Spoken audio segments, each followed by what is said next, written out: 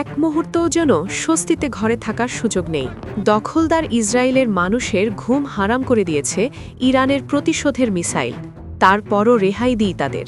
মাটির নিচে বাংকারে লুকালেও সেখানে গিয়েও আঘাত করছে মিসাইল। ইসরায়েলিদের এই শেষ যাত্রার সংখ্যা প্রতিদিনই পাচ্ছে বৃদ্ধি। ইসরায়েলের আকাশে ছুটছে মরণের ডাক আর বাজছে সাইরেন। তেল আবিবের রকেট বর্ষণ করছে প্রতিশোধের আগুনে জ্বলা ইরান। আয়াতুল্লাহ খামেনের দেশ প্রতিজ্ঞা করে বলেছিল ইসরায়েলকে সবচেয়ে বড় শিক্ষা দেয়ার। ইরান সেই লক্ষ্যে ভালোভাবেই যে এগিয়ে যাচ্ছে তা ইসরায়েল থেকে আসা একের পর এক খবর এবং ভিডিও তার সাক্ষ্য দিচ্ছে। তেল আবিবে প্রাণ বাঁচাতে নিরাপদ আশ্রয়ের খোঁজে ছোটা মানুষের চোখে যে আতঙ্ক তা রীতিমতো ভয়ঙ্কর বার্তা দিচ্ছে। ভিডিওতে ধরা পড়েছে ইরানের হামলায় ক্ষতবিক্ষত হওয়া ইসরায়েল বিধ্বস্ত স্থাপনা হারিয়ে আশ্রয়ের পথে সেখানকার বাসিন্দারা।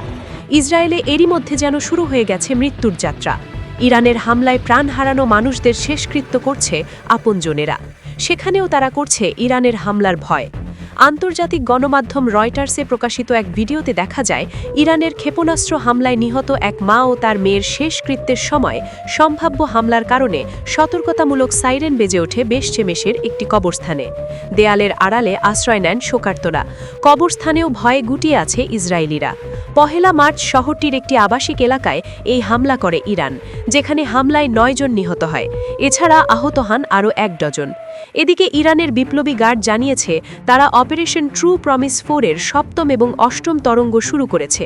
ইরান উপসাগরীয় দেশগুলোতে ৩৪৭টিরও বেশি ক্ষেপণাস্ত্র এবং প্রায় ১,০০০ ড্রোন নিক্ষেপ করেছে। এক ভিডিওতে দেখা যায় ইরানি ক্লাস্টার ওয়ারহেড মিসাইল তেল আবিবে বৃষ্টির মতো আঘাত হানছে। মার্কিন প্রেসিডেন্ট ডোনাল্ড ট্রাম্প ও ইসরায়েলি প্রধানমন্ত্রী নেতানিয়াহু ইরানের ক্ষেপণাস্ত্র ধ্বংস করার কথা জানিয়েছিল। প্রতিক্রিয়ায় ইরানের ইসলামিক রেভলিউশনারি গার্ড ইসরায়েলকে লক্ষ্য করে বড় আকারের ক্ষেপণাস্ত্র এবং ড্রোন হামলা ঘোষণা করেছে।